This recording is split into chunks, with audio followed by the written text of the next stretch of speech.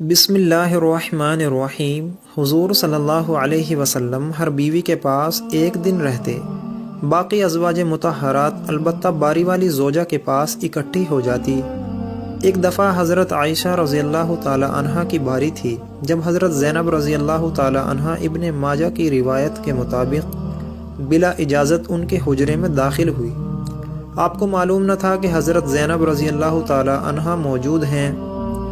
اندھیرے میں آپ نے ان کی طرف ہاتھ بڑھایا تھا کہ حضرت عائشہ رضی اللہ تعالی عنہ بولی کہ یہ زینب ہے۔ آپ نے ہاتھ کھینچ لیا، اس پر ان دونوں میں تکرار ہونے لگی اور ان کی آوازیں بلند ہو گئی۔ ادھر نماز ہونے لگی تو حضرت ابوبکر صدیق رضی اللہ تعالی عنہ نے آپ کو بلا لیا۔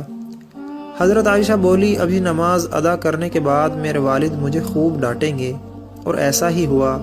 حضرت ابوبکر صدیق رضی اللہ تعالی عنہ انہیں سختی سے ڈانٹا کہ تم حضور صلی اللہ علیہ وسلم کے سامنے اس طرح بولتی ہو۔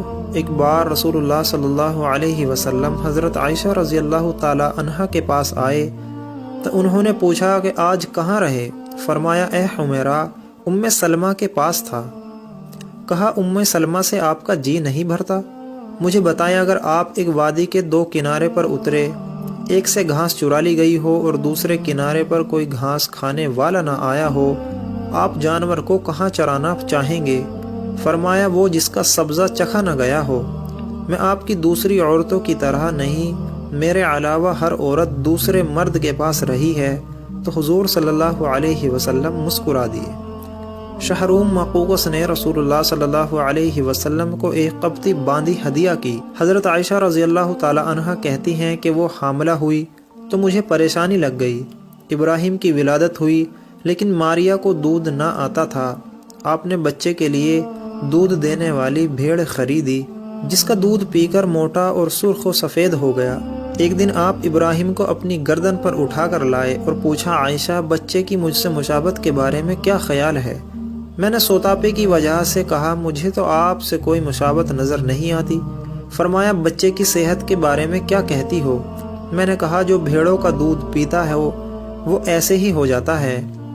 حضرت عائشہ رضی اللہ تعالی عنہ فرماتی ہے میں ان عورتوں سے چڑھتی تھی جو اپنا آپ رسول اللہ صلی اللہ علیہ وسلم کو ہبہ کر دیتی تھی۔ میں کہتی تھی کہ بھلا کوئی عورت اپنے تئی کو ہبہ کر سکتی ہے؟ جب اللہ تعالیٰ نے یہ آیت اتاری اے نبی اپنی بیویوں میں جس کو چاہے الگ رکھیں اور جسے چاہے اپنے پاس رکھیں اور جسے چاہے الگ کرنے کے بعد واپس بلا لے، اس میں بھی کوئی حرج نہیں، تو میں نے کہا مجھے لگتا ہے آپ کا رب آپ کی خواہش پوری کرنے میں جلدی کرتا ہے۔ ابن حجر کہتے ہیں کہ کئی صحابیات نے اپنی جان رسول اللہ صلی اللہ علیہ وسلم کو بخشی، مگر آپ صلی اللہ علیہ وسلم کسی ایک کو نکاح میں نہ لائے کیونکہ آپ صلی اللہ علیہ وسلم کی منشا پر موقوف تھا، بشرط یہ کہ نبی صلی اللہ علیہ وسلم اس کو اپنے نکاح میں لانا چاہیں۔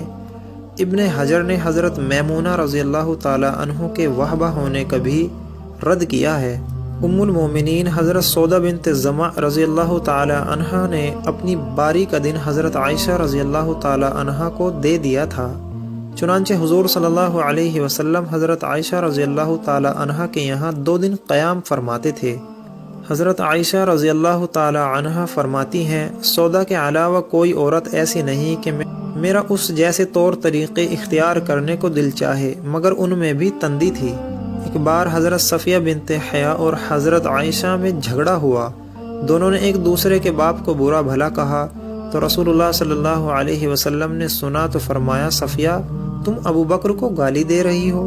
حضرت عمر رضی اللہ تعالیٰ عنہ فرماتے ہیں کہ نبی صلی اللہ علیہ وسلم کی ازواج آپس کے رشق و رقابت کی وجہ سے آپ سے روٹھ گئی تو میں نے ان سے کہا نبی صلی اللہ علیہ وسلم تمہیں طلاق دے دیں تو بڑی امید ہے کہ ان کا رب انہیں بدلے میں تم سے بہتر بیویاں دے دے، تو اسی مضمون کی آیت نازل ہو گئی۔ ایک سفر میں نبی صلی اللہ علیہ وسلم کے ساتھ جانے کے لیے حضرت عائشہ اور حضرت حفصہ رضی اللہ تعالی عنہ کے نام قرا نکلا۔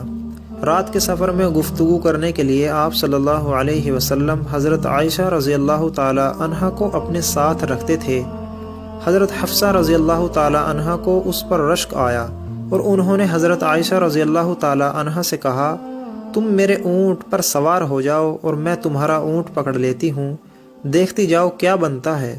تو حضور صلی اللہ علیہ وسلم حضرت عائشہ رضی اللہ تعالی عنہا کے اونٹ کے پاس گئے اور حضرت حفصہ رضی اللہ تعالی عنہا کو سلام کیا۔ رات بھر کے سفر کے بعد پڑاؤ کا وقت آیا تو حضرت عائشہ رضی اللہ تعالی عنہا آپ سے دور تھی اور نبی صلی اللہ علیہ وسلم سے شکوہ تو نہ کر سکتی تھی، اس لیے زمین پر اترتے ہی اپنے پاؤں ازخر گھاس میں ڈال دیے جس میں سانپ بچھو کا بسیرا ہوتا ہے، اور رنج کے باعث دعا کرنے لگی، اے رب، ڈسنے کے لیے مجھ پر کوئی سانپ بچھو ہی مسلط کر دے۔ نبی صلی اللہ علیہ وسلم نے اپنی ایک زوجہ حضرت عائشہ رضی اللہ تعالی عنہا کے پاس تھے، اتنے میں ایک دوسری بیوی حضرت زینب رضی اللہ تعالی عنہا نے کھانے پر ایک رقابی بھیجی۔ حضرت عائشہ رضی اللہ تعالی عنہا نے جس کے ہاں نبی صلی اللہ علیہ وسلم تھے، لانے والے خادم کے ہاتھ پر ایک ضرب لگائی تو رقابی گر کر ٹوٹ گئی۔ آپ نے رکابی کے ٹکڑے اور گرا ہوا کھانا اکٹھا کیا اور فرمایا، تمہاری اماں ام المومنین کو رشک آ گیا تھا، خادم کو روک کر اپنے گھر سے نئی رکابی دے کر رخصت کیا۔ حضرت عائشہ رضی اللہ تعالی عنہ فرماتی ہیں کہ ایک رات سوتے وقت میرا جسم آپ صلی اللہ علیہ وسلم کے جسم سے مل گیا۔ آپ صلی اللہ علیہ وسلم نے فرمایا، عائشہ، کیا تم مجھے اس رات رب کی عبادت کی اجازت دیتی ہو؟ میں نے کہا، واللہ مجھے آپ کا قرب پسند ہے، تاہم میں آپ کی خواہش کو ترجیح دیتی ہوں۔ پھر آپ صلی اللہ علیہ وسلم نے قیام کیا اور رو رو کر قرآن پاک کی تلاوت کی، حتیٰ کہ آپ کے کندھے مبارک بھیگ گئے تھے۔ آپ صلی اللہ علیہ وسلم بیٹھ کر تلاوت کرتے رہے، حتیٰ کہ آپ صلی اللہ علیہ وسلم کے پہلو آنسوؤں سے تر ہو گئے۔ پھر لیٹ کر تلاوت کی اور روتے رہے، حتیٰ کہ زمین تر ہو گئی۔ آپ صلی اللہ علیہ وسلم کے پاس جب حضرت بلال رضی اللہ تعالی عنہ آئے تو انہوں نے کہا، یا رسول اللہ صلی اللہ علیہ وسلم، میرے والدین آپ پر قربان، اللہ تعالیٰ نے آپ کے آئندہ اور گزشتہ کے تمام گناہ معاف نہیں کر دیے؟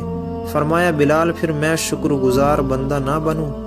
اللہ تعالیٰ نے مجھ پر اس رات یہ آیت نازل فرمائی، یعنی آسمان و زمین کی پیدائش میں دن رات کی گردش میں اہل عقل کے لیے نشانیاں ہیں، جو اللہ کا ذکر کھڑے بیٹھے اور لیٹے ہر حال میں بجا لاتے ہیں، اور وہ زمین و آسمان کی پیدائش پر غور و فکر کرتے ہیں اور کہتے ہیں کہ اے ہمارے پروردگار، تو نے یہ سب کچھ باطل پیدا نہیں کیا، ہمیں آگ کے عذاب سے نجات عطا فرما۔ دوستو، ویڈیو کیسی لگی کمنٹ باکس میں اپنی رائے کا اظہار ضرور کریں۔ جزاک اللہ۔